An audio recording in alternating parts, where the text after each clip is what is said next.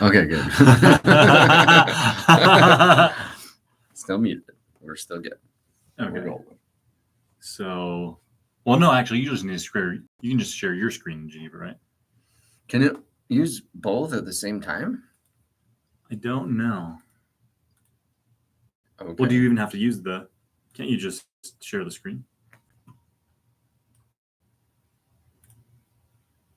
It would appear that it's using both at the same time.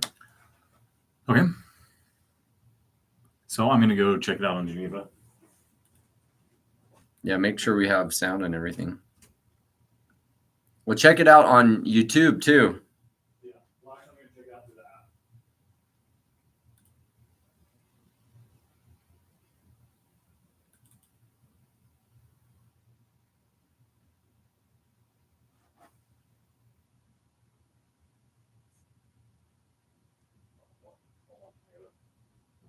Fix something on the app over.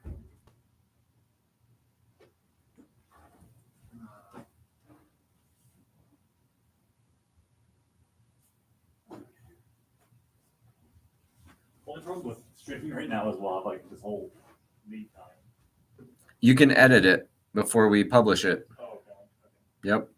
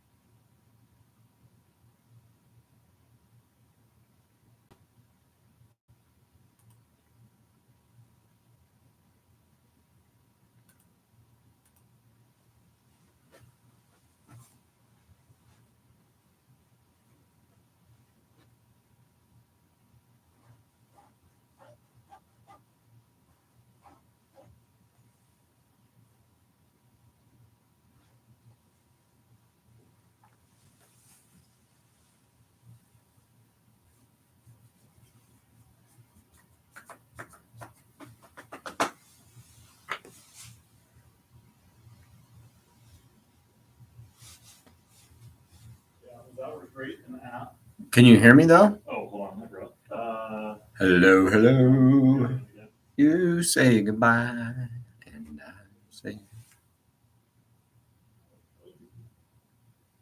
hello, hello. I don't know why you say goodbye. I say what?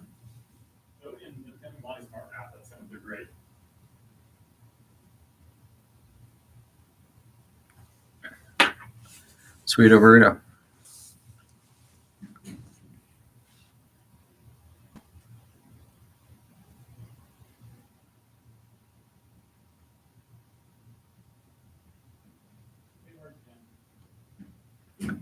What? Is it working? Test, test, test. Yes, it's working for me in both. Sweet. All right. That's easy peasy. So, yeah. This is what I'm doing.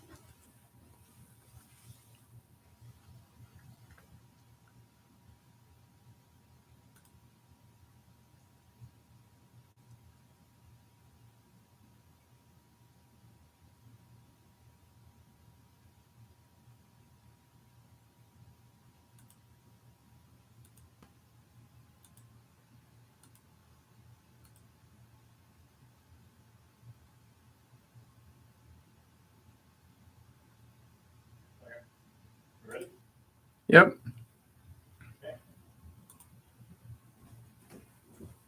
I don't know how to post How to post what? something to Instagram to say that we're going live. I was going to share the link. Oh, do you want me to do it? But let's invite everybody on. But I think it'd be cool to share that stream link. Yeah. Just to our general following so that people know that we're doing that.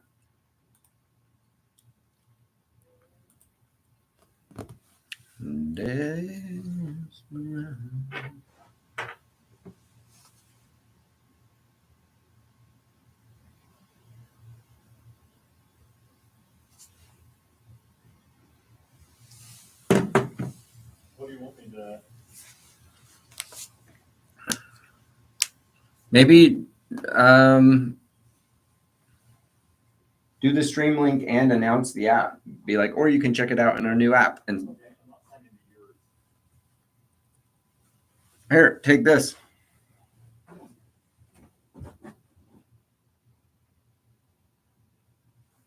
Here, come stand here and do it. You can't do it on your. Oh, hold on. Let me just text this to Body. Let me text the link to Body Smart.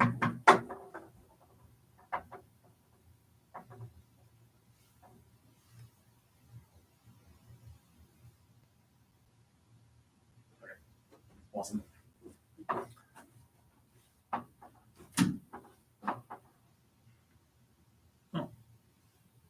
Oh no, I just texted that. Okay.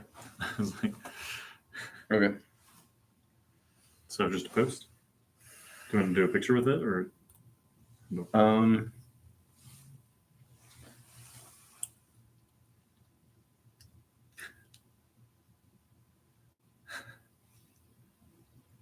Okay. Okay, so the story. Where do I put the link in here? Like I'll See here.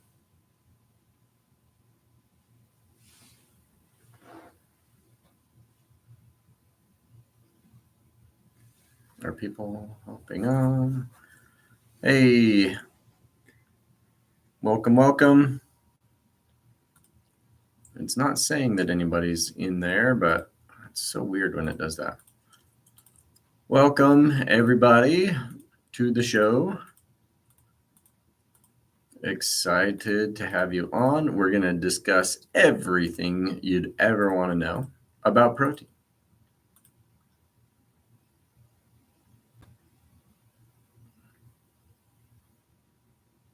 So,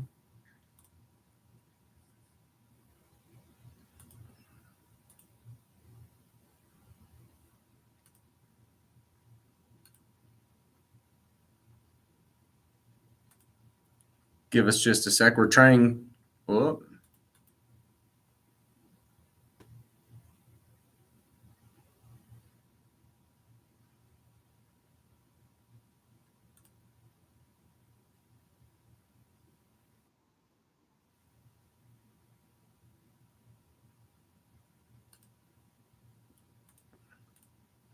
Okay, we're trying to stream on both YouTube and Geneva at the same time. So, hoping that everybody can see us just fine and that everybody's in here on Geneva or here in YouTube. But we want to talk all things protein so we can clear up any questions people might have about protein. Mark's just posting it somewhere else so that people know where we're at. Yeah, we're excited to talk about this. So we love this topic. We've talked about it before, but want to kind of recap and talk more about how protein helps our bodies stay healthy and why it's such a critical thing for our long-term health and kind of all things protein. So good to see a few of you on. Let's get rolling with it. So protein, Mark. It's an essential thing, right? It keeps us healthy. It keeps our body functioning the way we would want it to. Keeps us, able to do all the things that we love to do. But we hear a lot of truths and untruths about protein in media and I guess just in popular fitness and health culture. And so it's interesting. I even had kind of a debate over the weekend about protein. and it's just interesting to see where people's misconceptions are about it. Yeah, well, and obviously it's one of the 3 primary nutrients that we need, and it's it's the nutrient of structure, right? So our bones need protein, our muscles obviously need protein, but to make a lot of the different enzymes and messengers and other things that our body uses for, again, structure and for communication and for it to function properly, need protein. And so it's essential that we get it through our diets. And so there's actually 9 essential amino acids that we have to get from our diets. We can't synthesize ourselves. And so just in terms of our overall health, our overall function, it's really important, especially as we age, right?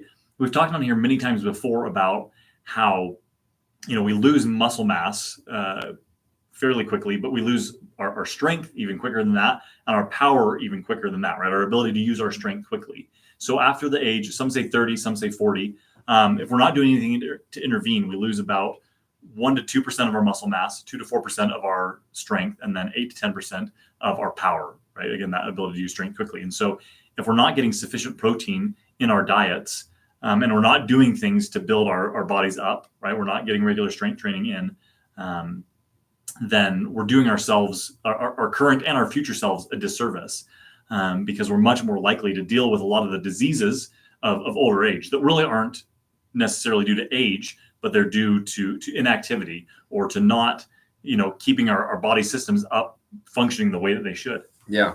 Well, and so it's important to make sure that we're still using our body and doing things that keep us healthy. You can't just eat protein and maintain lean muscle mass. You still have to do the work of strength training and other things like that. But it makes those building blocks available so that when you strength train, you get the most bang for your buck out of it. Otherwise, it kind of goes both ways. If you do all the strength training but don't have the building blocks to build up the muscle, you're not going to get the optimal result either. So you need the balance of both, enough dietary protein and all of the amino acids, as well as you have to put in the work to live the lifestyle, which I think is critical.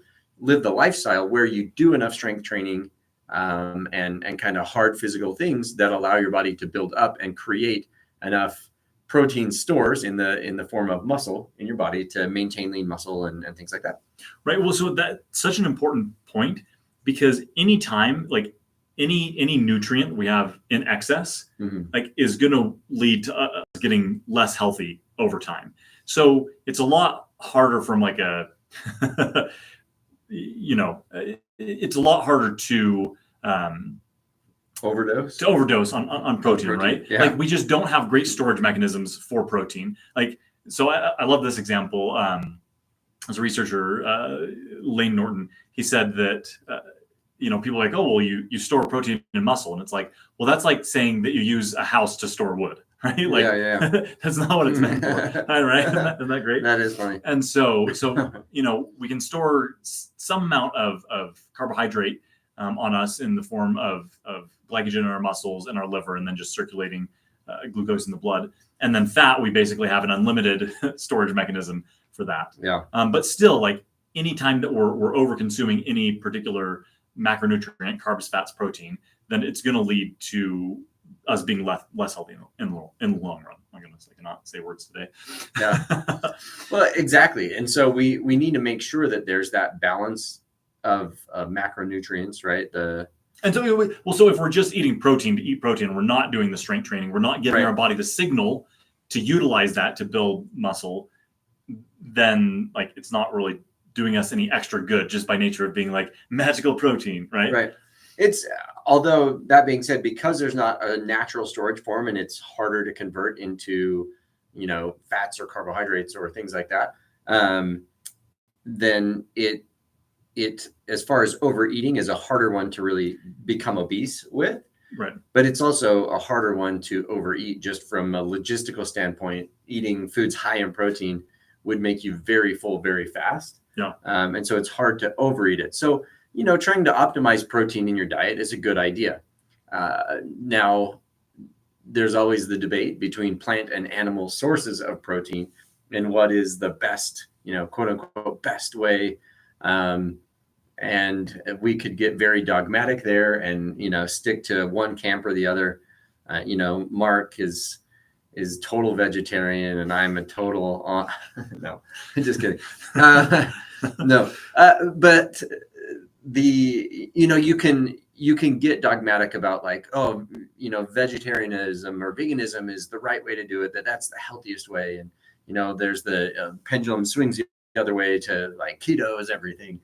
And really the truth lies somewhere in the middle, that, a majority of our calories should probably come from natural sources. Whether those are plants or animal sources, they should be more, natural, unprocessed sources.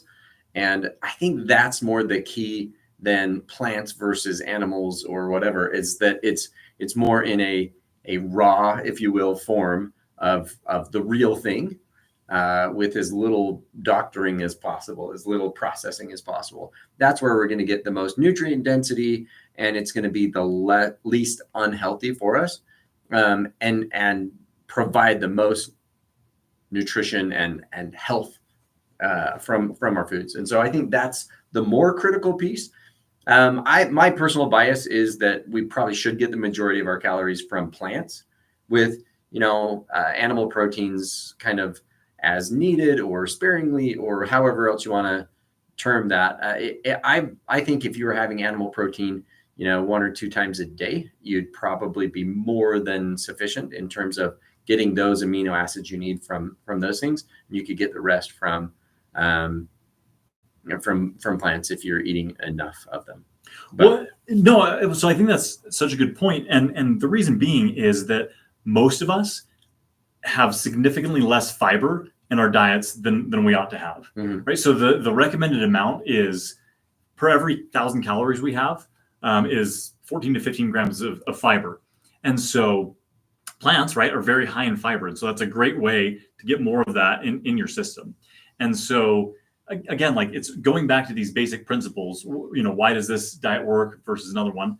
And this is a place that we have to be careful with, like the best protein or the best, because people find something that works for them, they figure that it must be, it's because I did it this way that it works, right? It's like, well, the reason that it worked is because you followed some foundational principles and you got enough of the thing that you needed, right? And so again, going back to just diet, we find that if people eat a mostly, whole foods diet, right, fewer processed foods in there, get enough fiber, have a variety of fruits and vegetables, so you're getting your vitamins and minerals that you need, and then eat enough protein, like, people can be healthy, they can lose weight, they can build muscle on a lot of different types of diets, but it's just having those foundational pieces in place. And so again, you'll see a lot of things like, no, we should eat all plant-based, or we should eat all animal-based. And again, like, it's a misunderstanding of like where the benefit's coming from. And as long as we, and we're also not overdosing on calories, right? And so as long as we or underdosing, right? There's problems in both of those ways. And so I think just understanding that nuance can help you sift through a lot of the just kind of polarization on either side. Yeah. As we're going, if there are any questions that you have about protein, you're wondering, please drop them in the chat so that we can answer them. We're going to try to make this comprehensive, but if there's anything specific to your case, your lifestyles, or just wondering about protein, go ahead and ask it, and we're happy to answer. Yeah, for sure. And we're going to try to make it comprehensive, but also with time constraints, it's going to be kind of a 30,000 foot view of protein. There's so many nuances to all of this, what we're talking about. I would say one of the most important things about getting enough protein is just like we talked about earlier, making sure you have those building blocks available. And so having that variety of food is so critical, that you're eating a variety of real food sources, so that then you're with those building blocks, then you can be the healthiest possible. And so, we get asked a lot about supplemental protein, like when is that appropriate? When should we do it? Is that healthy or not healthy? And things like that. I've always tended to shy away from too much supplemental protein, to recommend that too much. Do I think that people can do that through their diet alone, or is it more important to first get the diet dialed in, and then worry about supplemental protein. I kind of lean towards that bias of like, if your diet is varied and you're eating a healthy balance of all the macronutrients and things like that, which you can kind of, I don't necessarily believe in macronutrient counting, that you have to count all of those things and make sure. I think if you're eating a variety of food types as well as, eat the rainbow, then your bases will most likely be covered. And then try to eat higher protein like beans and legumes and other things like that, as well as kind of lean sources of protein that are natural. Anyway, I think the food variety, like we talked about, is the key.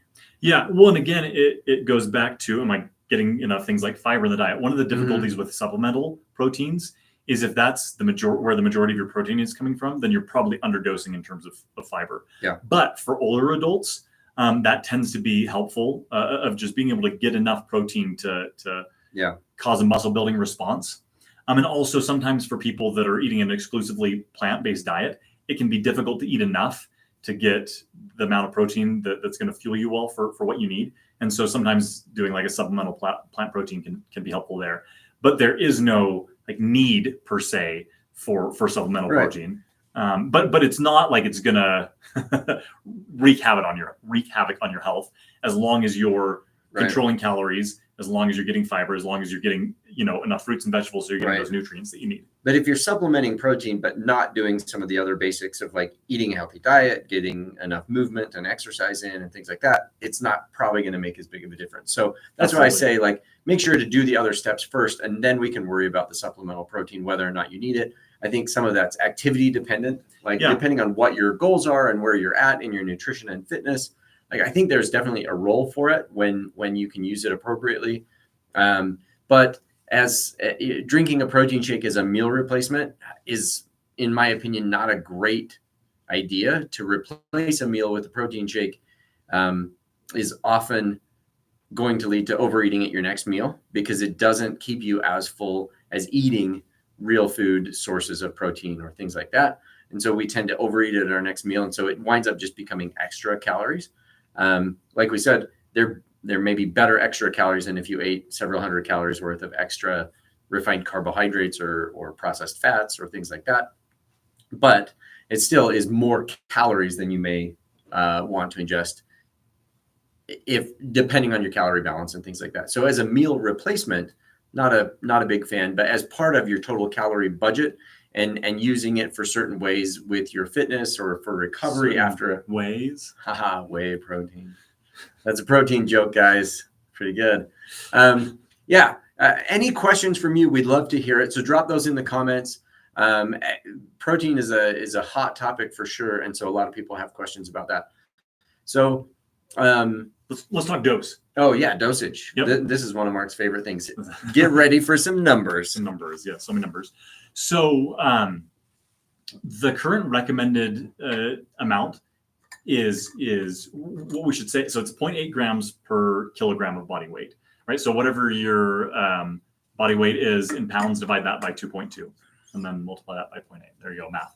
But anyway, that is kind of what's needed for basic functioning, not necessarily what's needed to thrive.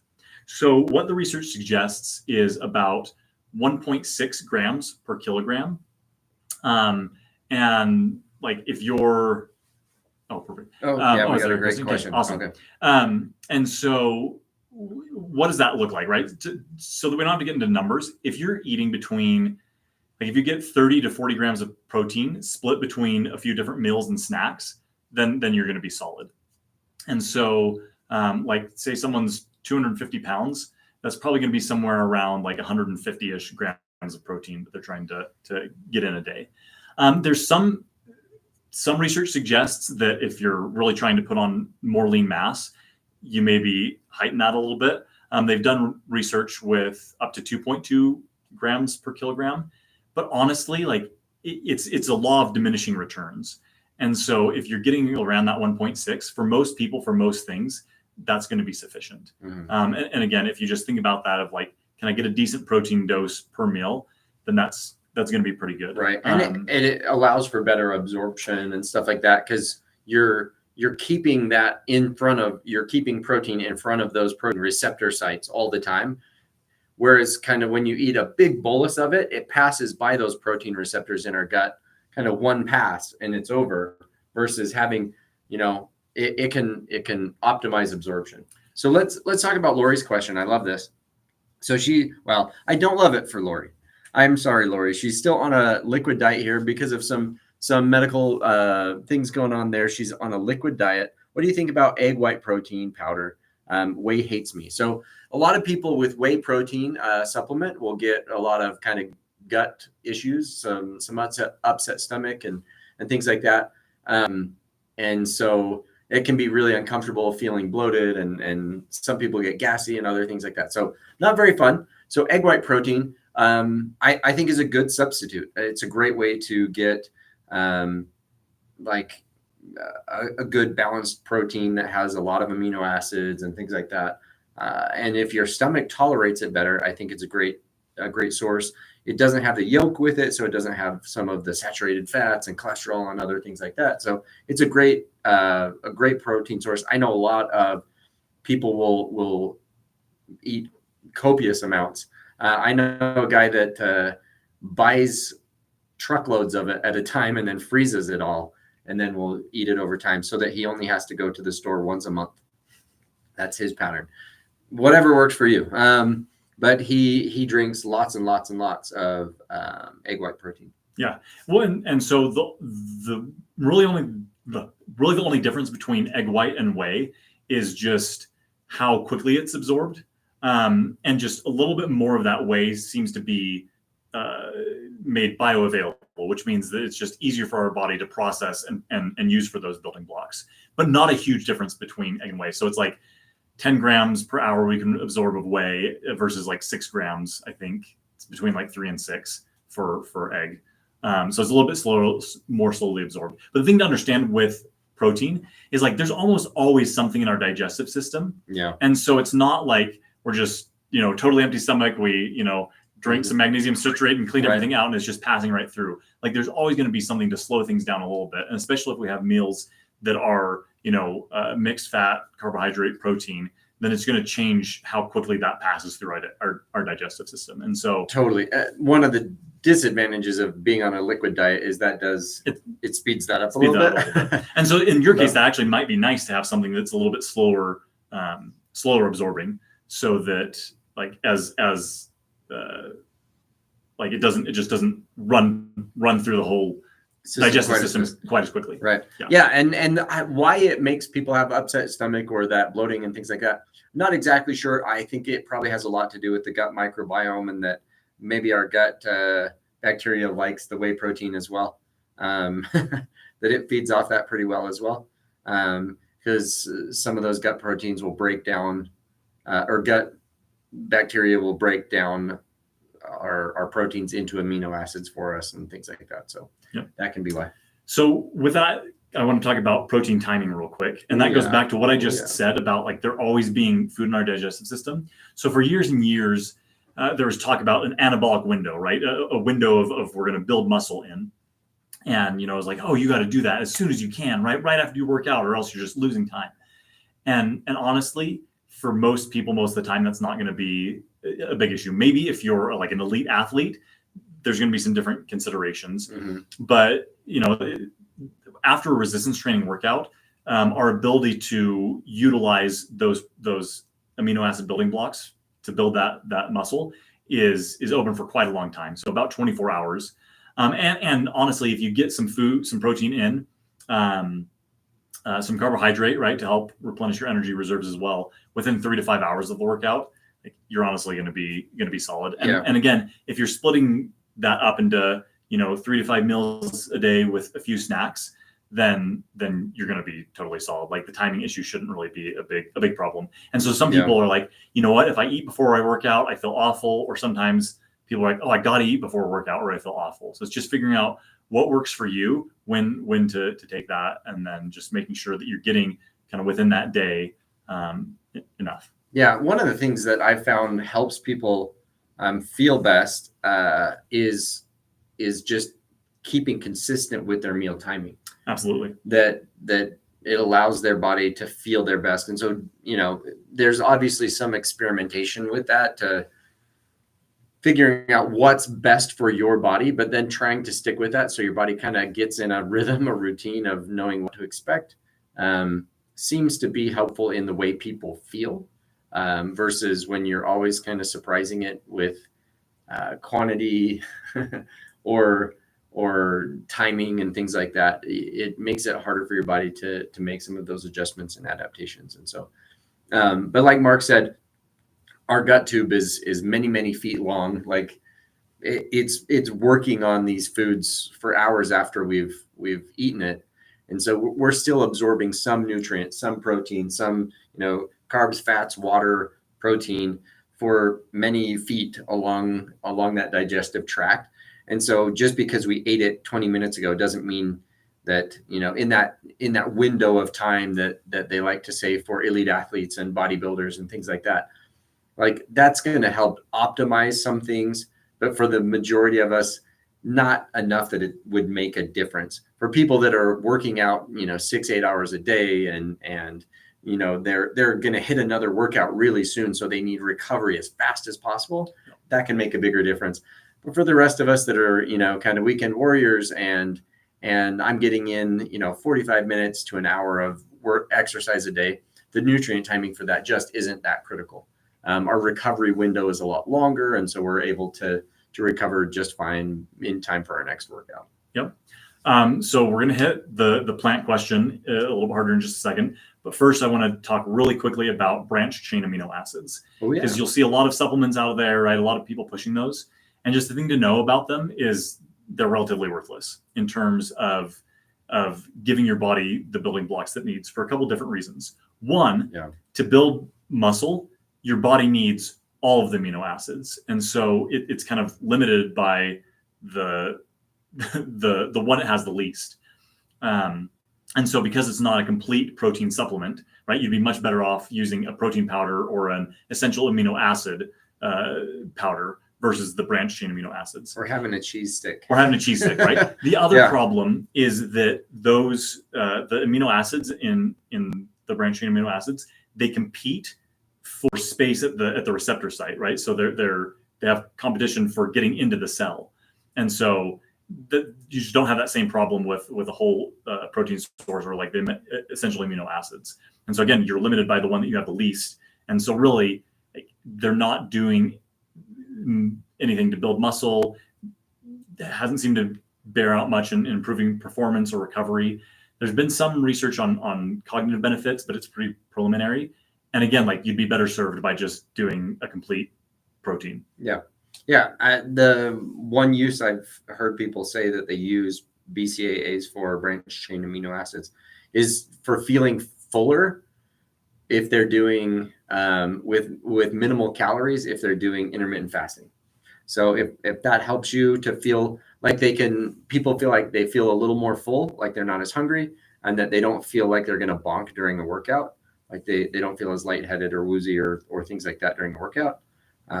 Great, but as far as muscle building, they're not helpful. And probably just don't waste your money on them. Right? Like they're expensive for not a lot of benefit. Yeah. Okay, so let's get into plants real quick. So there's three main issues that come up when people are eating a mostly or a totally plant-based diet. But they're not intractable issues. By that, I mean, like there's ways to solve them, and people can be healthy and function well and build muscle on a completely plant-based diet. So the three things are just lower amounts of essential amino acids and lower leucine, which is one of the amino acids that acts kind of like a dimmer switch for turning on muscle protein synthesis, right? So we have enough leucine and it's like, okay, let's go ahead, let's build that wall, okay? Two is that they're less bioavailable, which means it's just more difficult for our body to pull out the amino acids from the plant, right? Cell walls and some of the things in there.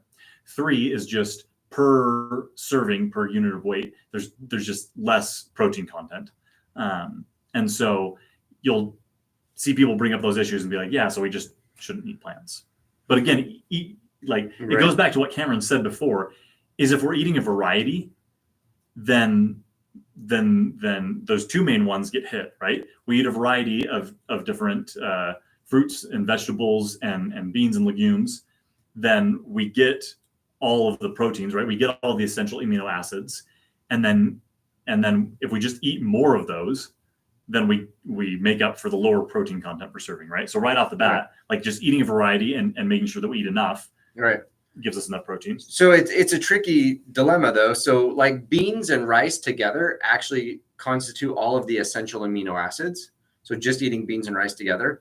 The problem is they're fairly high calorie plant-based foods. And so eating more beans and rice, if you want to add more lean muscle, may put you over a certain calorie threshold. And so that's why beans and rice with other legumes or other, plant sources, may actually be fewer calories and still help you increase how many, your variety of proteins that you're getting in, things like that.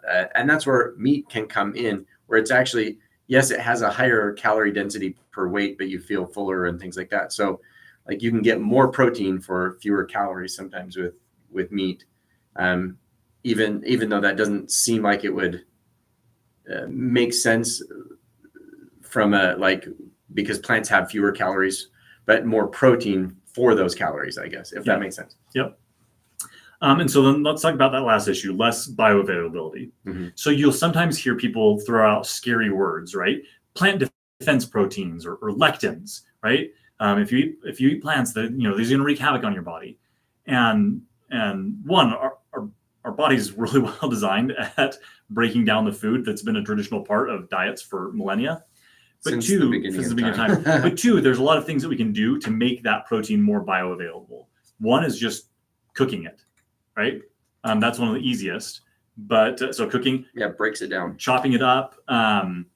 Things like if you've seen like a sprouted wheat or a germinated product, right? That helps make it more available, and then they cook it and eat it after that. And so there's just the way that you prepare it. Cutting, chopping, mixing, cooking, all those things, the way you prepare it can make that a lot more available for our bodies to use and to absorb and to build muscle, build those other structures that are important.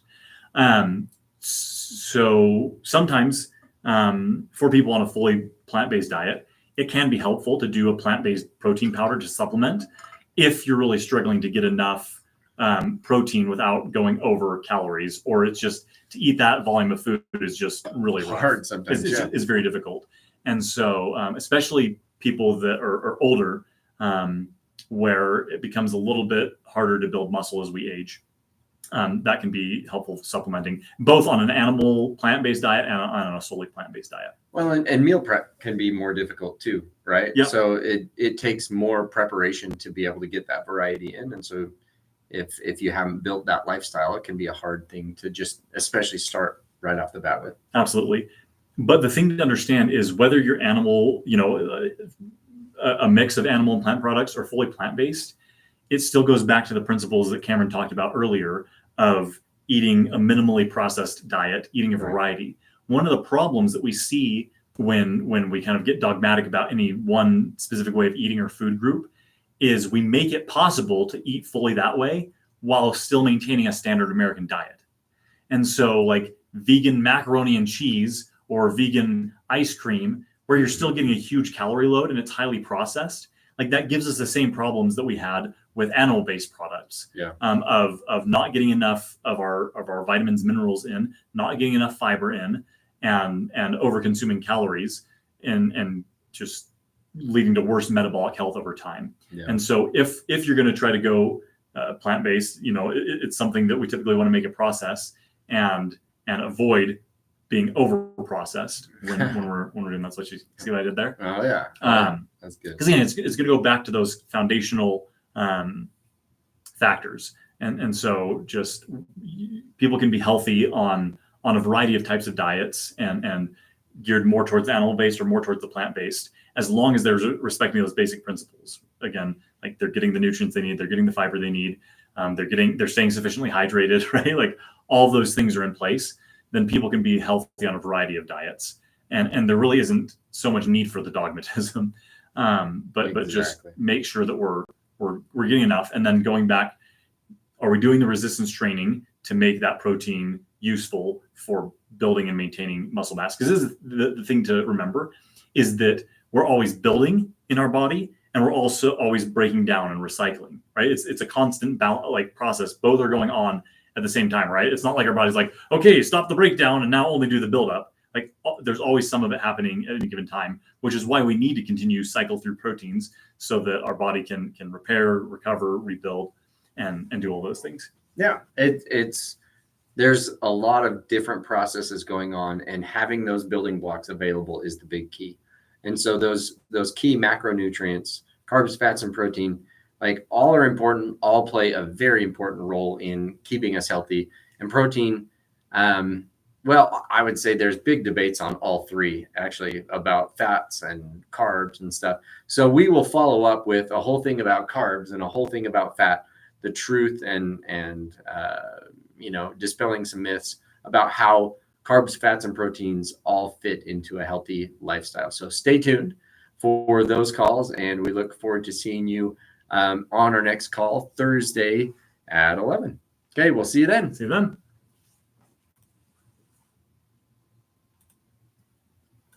Thanks, everybody.